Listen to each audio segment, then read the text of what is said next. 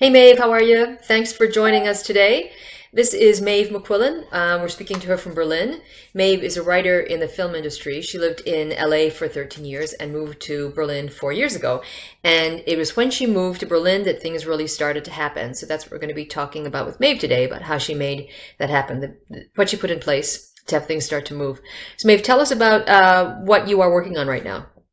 So right now I'm just finishing up a feature script that's been optioned and is in pre-production. And then I've also just had a TV script that I co-wrote, optioned, and I also have a treatment that's with an agent here in Berlin, and she is pitching it to TV channels. And other work as well, but they're the three main things. Great. So when you were in LA, things were kind of stuck. Sometimes it was hard to get things moving. But since you've been to Berlin, you've really started to feel some momentum in your work. We've talked about that, and the ways that you've made that happen are really specific and clear. So can you tell us what it is you did to really get the momentum that you've had in the last 4 years? Well, I think there are a few things. I mean, one thing I think the difference with LA was that LA actually I felt was super comfortable, and I felt very much cocooned by my group of friends. So it's interesting, which is why it's sort of contrary to what you would think, which is that if you're surrounded by this very supportive network, that you will get things done. And I was involved two features to get made, but nothing came of them. They did pretty well, but still nothing came from them. But I think it was when I came to Berlin that I realized that in order for things to actually have any momentum, I was going to have to push myself a lot more and get out of all of those sort of, I don't know, that area where you feel scared of things, and you realize that you're not going to get anywhere if you don't kind of stop thinking about what you're scared about, but rather think about what you want, but maybe not in huge terms, but in smaller ways as well.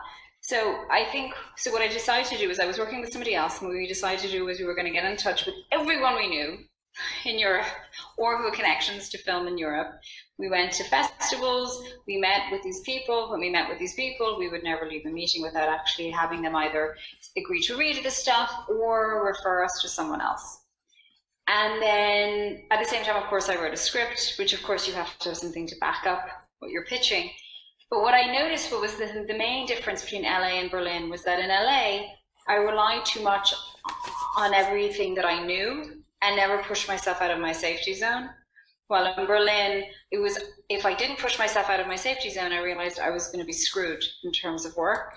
And the idea of not writing and working as a writer seemed sort of unfathomable to me. So I just decided to push forward and kind of did all the things that I was absolutely terrified of doing, like getting in touch with people, asking everyone I know to actually basically help me out, and then going cold into meetings, and then my worst fear, going cold into parties, which made me think I'd feel like I was going to vomit, and then constantly just making connections and talking to people. And what was weird about it was what I realized was all these really nice and lovely people out there, and they weren't all scary, and they're usually quite open to talking to you and listening to what you have to say. And nearly every person I met read the script I gave them, and from that's kind of how the film is in pre-production and how I've made other connections and moved on. But it was all basically from getting out of my comfort zone and sort of thinking that this is it, and if I don't try it now, what's the worst that can happen? I fail, but at least I failed trying to do something, as opposed to fail by not doing anything at all.